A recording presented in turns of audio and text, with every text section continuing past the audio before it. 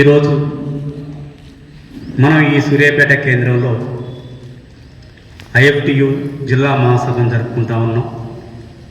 దీని ఉద్దేశం ఏంటంటే ఈ భారతదేశానికి కార్మికులు వెన్నెముక లాంటి వాళ్ళు.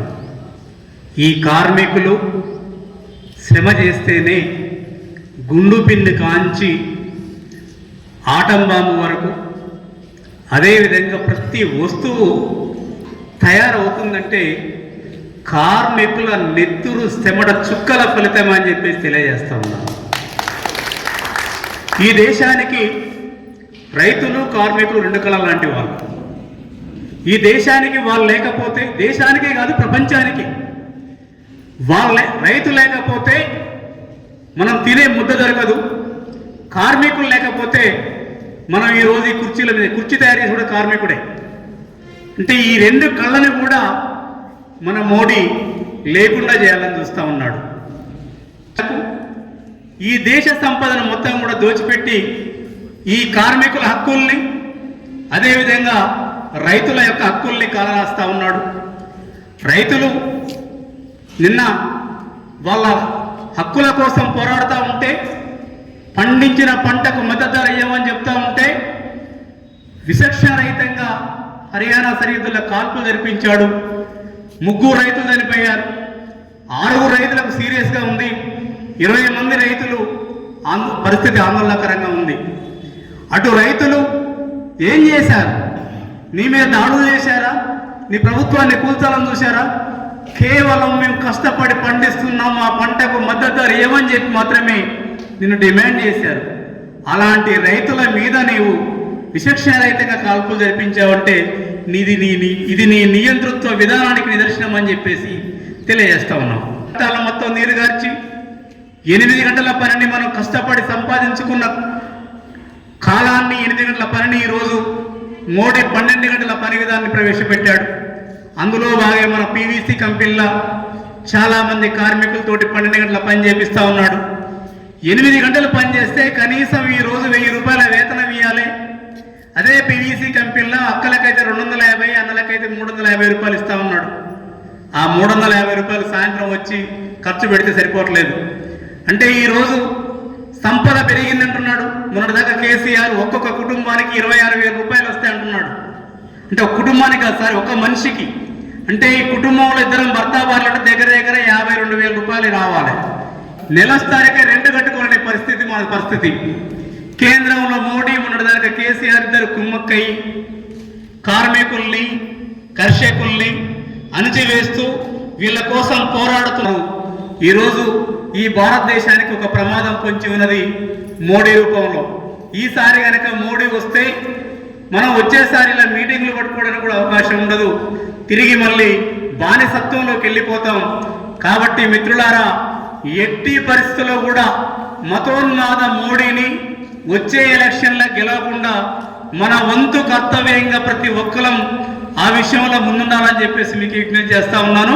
మీరందరూ కూడా ఎప్పుడూ పిలిపించినా ముందుకు రావాలని చెప్పేసి కోరుతూ ఈ అవకాశం ఇచ్చినందుకు మీ అందరికీ మరొకసారి విప్లవాభినందనలు తెలియజేస్తూ ముగిస్తున్నాను.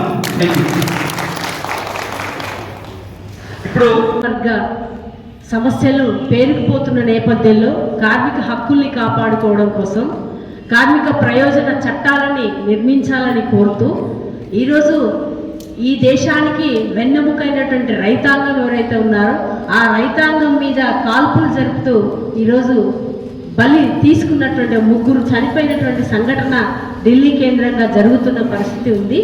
అంటే ఈరోజు మోడీ ప్రభుత్వం కార్మికుల పైన, రైతాంగం పైన అనుసరిస్తున్నటువంటి ప్రజా వ్యతిరేక విధానాల పైన పోరాటం చేయవలసిన సందర్భంలో ఈ మహాసభ జరుగుతూ ఉంది. అంతేకాకుండా ఈరోజు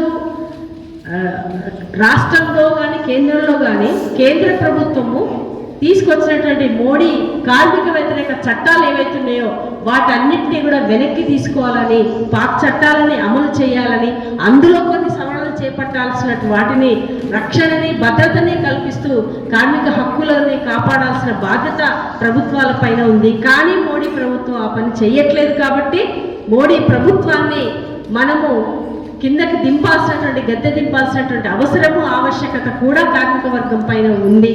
ఏ కార్మికుల ద్వారా, ఏ శ్రమ ద్వారా, ఏ రైతాంగ శ్రమ ద్వారా ఈ దేశం అభివృద్ధి పథంలోకి వెళ్తుందో, దేశం వెలుగుతోంది, ప్రపంచంలో 5వ స్థానంలోకి వెళ్తుంది అని ఆ రైతుల మీద, ఆ కార్మిక వర్గం మీద హక్కుల్ని కాలరాస్తూ ఆ రైతులను ఈరోజు బలి పశువులు చేస్తూ ఈరోజు చంపుతున్నటువంటి పరిస్థితులు కనిపిస్తున్నటువంటి దాంట్లో ఎక్కడ ఈ దేశం 5వ స్థానంలోకి వెళ్తుంది? అవన్నీ బూటకపు తాటకపు మాటలే ఈరోజు కేంద్ర ప్రభుత్వం చెప్తూ ఉన్నటువంటి నేపథ్యంలో మనం ఈ మహాసభ జరుపుకోవడం అనేది మన భుజస్కంధాల మీద, విప్లవ కార్మిక సంఘం పైన, మన భుజస్కంధాల పైన ఈ దేశ భవిష్యత్తుని మనం నిర్మించాల్సినటువంటి అవసరము ఆవశ్యకత ఉందని తెలియజేస్తూ ఢిల్లీ రైతాంగ పోరాటానికి ఎస్కేఎం చేపట్టిన ఆందోళనకి మన ఐఎఫ్టీ సంపూర్ణ మద్దతును తెలియజేస్తూ ఆ రైతు కుటుంబాలను ఆదుకోవాల్సిన బాధ్యత ప్రభుత్వం పైన ఉందని తెలియజేస్తూ ముగిస్తున్నాను.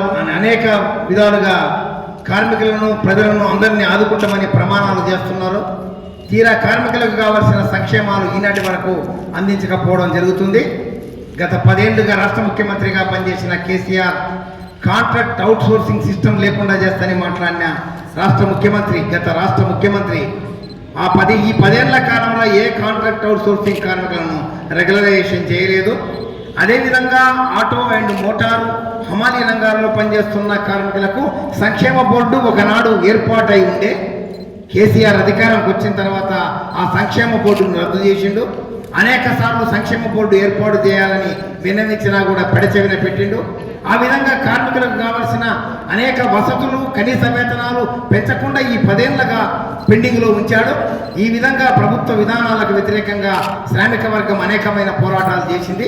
అదేవిధంగా కేంద్రంలో అధికారంలోకి వచ్చిన మోడీ ప్రభుత్వం 29 కార్మిక చట్టాలను 4 లేబర్ కోడ్లుగా కార్మికులకు కట్టుబానిసలుగా మార్చే చట్టాలను తీసుకొచ్చిండు. దానికి వ్యతిరేకంగా కార్మిక వర్గం పోరాడుతుంది.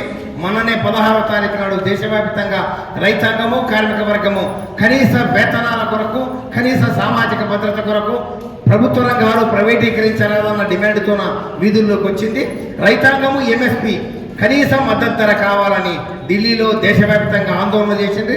ఈరోజే నిన్ననే 3 రైతులు కేంద్ర ప్రభుత్వం యొక్క దుష్ట చర్య కారణంగా 3 రైతులు చనిపోయినారు. అంగీభావం అందించాలి. ఆ కాల్పులు చేసిన మోడీ ప్రభుత్వం యొక్క విధానాలను ఎండగట్టాలి.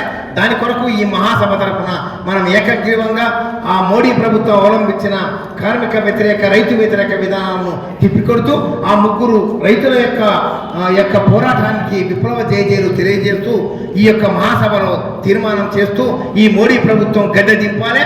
కార్మిక హక్కుల్ని కాపాడుకోవడం కొరకు కార్మిక వర్గం ఐక్యంగా ముందుకు రావాల్సిందిగా కోరుకుంటూ ముగిస్తున్నా.